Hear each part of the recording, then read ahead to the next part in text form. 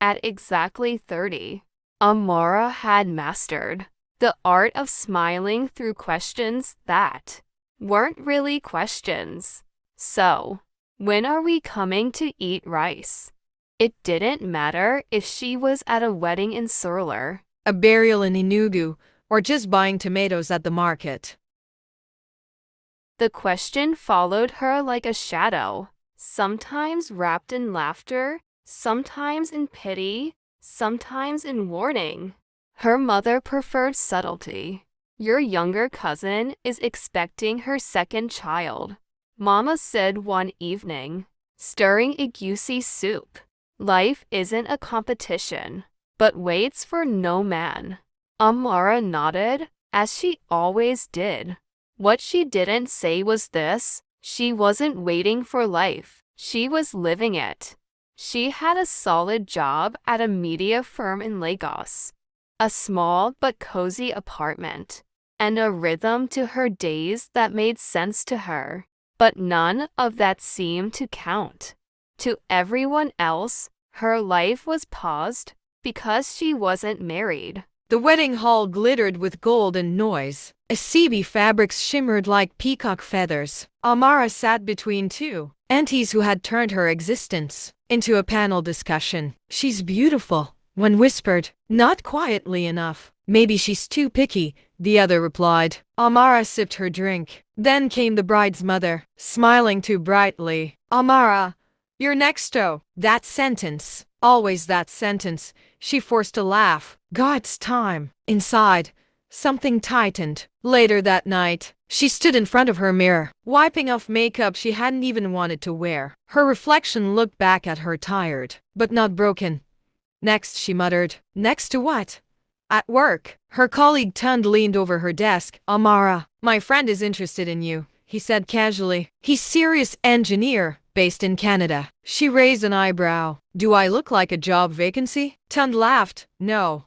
But you know, ages. She didn't let him finish. Later, alone, she thought about it. Not the man, but the pattern. Every suggestion came with a checklist. Good job. Marriage ready. Age appropriate. But no one asked, do you feel seen? Are you at peace? Are you happy? Amara closed her laptop. She wasn't a project to be completed. That Sunday, she visited home. Mama brought it up again, this time without riddles. I worry about you, she said softly. Amara sighed. Because I'm not married? Mama hesitated. Because I don't want you to be alone. That landed differently. Amara sat beside her. I'm not alone. Mama, I have friends, work, dreams. Mama shook her head gently. It's not the same. Silence stretched between them. For the first time, Amara realized something. Her mother wasn't judging her. She was afraid for her. And fear, she knew, could look a lot like pressure. Then came Kunal. He was kind, funny, grounded. He didn't ask her age like it was a deadline. He asked her what she loved. They talked for hours, walked through Lekki at night, sharing suya and stories. For a moment, Amara wondered, maybe this is it. But slowly, cracks appeared. Do you really need to work this hard? He asked one evening. It's just, when we marry, I'd prefer you focus more on the home. There it was. Not cruelty, not even control, just expectation. Amara smiled faintly. And what if I don't want that? Kunal looked confused. That was her answer. It happened at a family gathering. An uncle, loud and confident, declared, a woman's real success is her home. Career is secondary. Everyone nodded. Amara didn't. Is it? She asked calmly. The room went quiet. Her uncle laughed. Don't worry.